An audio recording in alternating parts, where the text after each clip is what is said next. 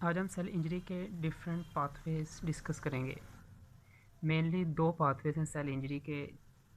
Number one is interference with energy production के cell की जो एनर्जी प्रोडक्शन है उस प्रोसेस के साथ इंटरफेरेंस हुई है तो सेल इंजरी की तरफ चला गया है। नंबर टू है हमारे पास डायरेक्ट डैमेज कि सेल की मेम्ब्रेन या ऑर्गेनल्स, सेलुलर ऑर्गेनल्स की जो मेम्ब्रेन है उसको डायरेक्ट डैमेज हुआ है जिसकी वजह से सेल जो है वो डैमेज हुआ है और सेल की इंजरी हो गई है।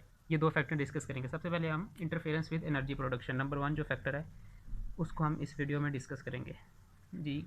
कि इंटरफेरेंस जब एनर्जी प्रोडक्शन के साथ इंटरफेरेंस होती है तो सेल किस तरह डैमेज होता है, किस तरह उसकी इंजरी होती है, उसमें क्या क्या काजेज़ हैं, उसके क्या क्या फैक्टर्स हैं, डिफरेंट एंगल से हम इसको देखेंगे।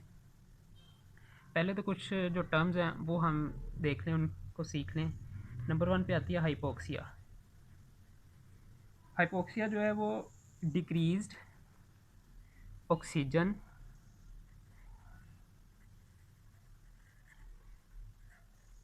Decreased amount of oxygen at cell level. Cell level पे जो ऑक्सीजन की अमाउंट है, जो ऑक्सीजन की डिस्ट्रीब्यूशन है वो कम हो जाए, इसे हाइपोक्सिया कहते हैं। नंबर टू पे आती है एनोक्सिया। एनोक्सिया जो है वो basically complete lack of O2, complete lack of O2 की ऑक्सीजन की मुकम्मल जो है वो कमी, मुकम्मल जो उसका एब्सेंस है उसको हम एनोक्सिया कहते हैं। नंबर थ्री पे आता है हमारे पास हाइपोक्सीमिया। हाइपोक्सीमिया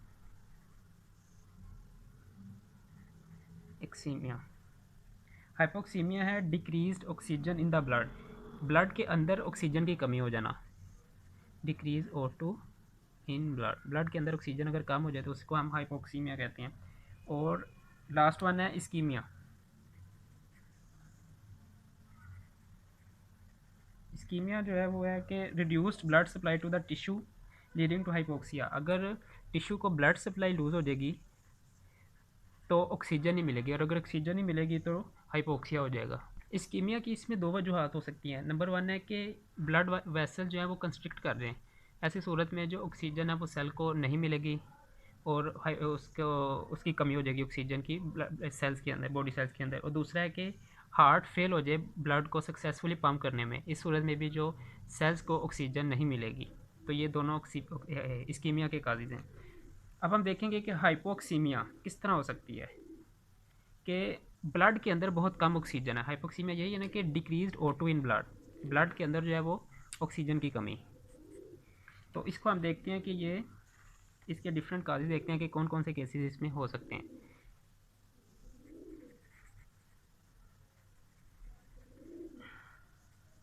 नंबर वन है कि एयर के अंदर ऑक्सीजन की जो मकदार है, जो अमाउंट है वो बहुत कम हो तो हाइपोक्सीमिया हो जाएगी। Less oxygen in the air, O2 in air, अगर ऑक्सीजन की मकदार एयर में कम है तो हाइपोक्सीमिया हो जाएगा। या लंग्स जो हैं वो वेंटिलेट नहीं कर रहे एयर को, इसमें डिफरेंट केसेस आ जाते हैं। मसलन जो है हमारी विंड पाइप या ट्रैकिया वो ब्लॉक्ड है तो ऑक्सीजन जो है वो लंग्स की तरफ नहीं जाएगी। पुअर वेंटिलेशन हम इसको कहेंगे, पुअर वेंटिलेशन। नंबर थ्री हमारे पास आ जाता है failure of lungs to properly oxygenate the blood. Lungs failure के लंग्स में कोई इशू आ गया, कोई डिजीज लंग है तो वो जो ऑक्सीजन है उसको सही से पंप नहीं कर रहे, lungs are unable to pump. इस केस में भी हाइपोक्सीमिया हो जाएगी, ब्लड में ऑक्सीजन की जो अमाउंट है वो कम होगी और सेलुलर लेवल पे भी ऑक्सीजन अल्टीमेटली कम हो जाएगा, अनएबल टू पंप ऑक्सीजन। अब अगर ये सब केसेस नहीं है तो ये हो सकता है कि हार्ट फेल हो जाए पंप करने में इनफ ब्लड। हार्ट अगर enough amount of blood pump नहीं कर रहा लंग्स की तरफ तो इसमें भी उसके हाइपोक्सीमिया के चांसेस होते हैं, failure of heart to pump blood.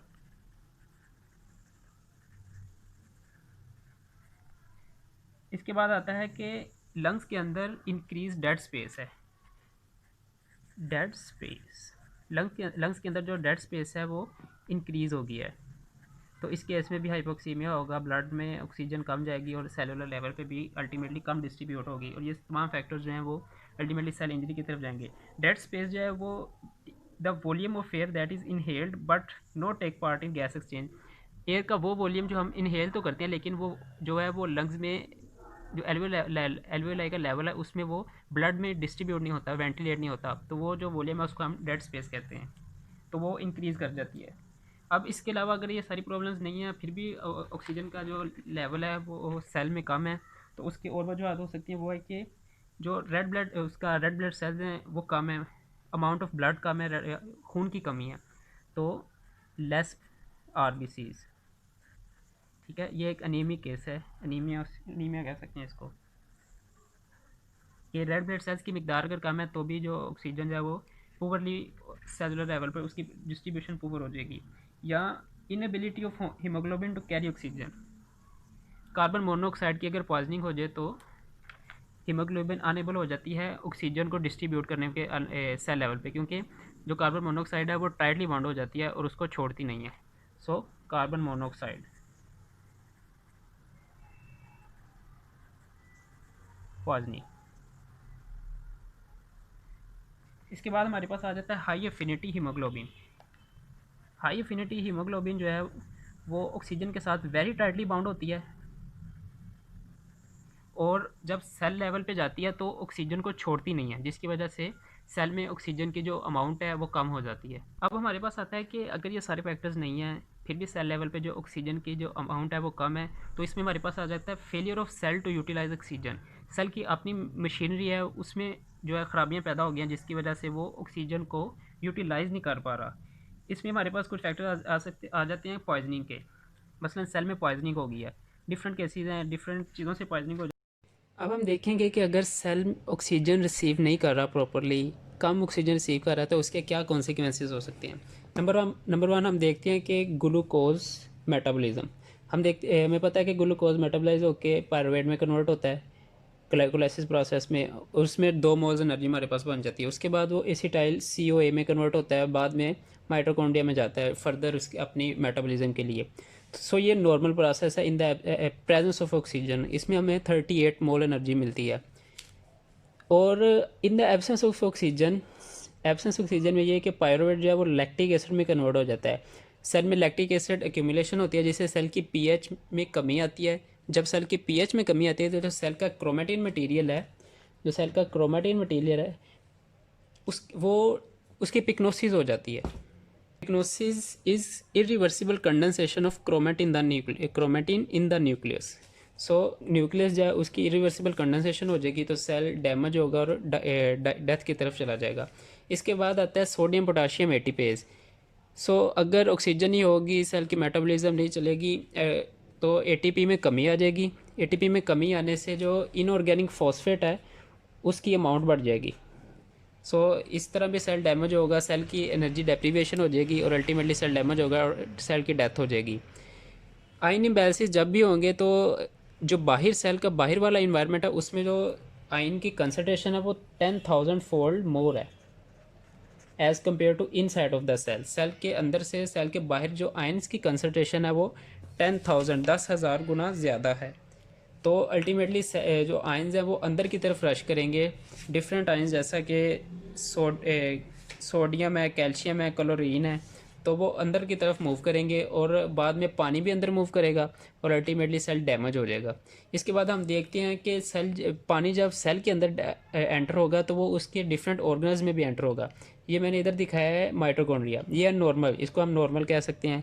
ये नॉर्मल माइटोकॉन्ड्रिया, इसमें पानी एंटर हुआ है, लेकिन ये इसको हम कहेंगे लो स्वेलिंग, लो एम्पलीट्यूड स्वेलिंग, क्योंकि इसमें जो पानी है वो इनसाइड मेम्ब्रेन में एंटर नहीं हुआ, आउटसाइड में एंटर हुआ है सिर्फ।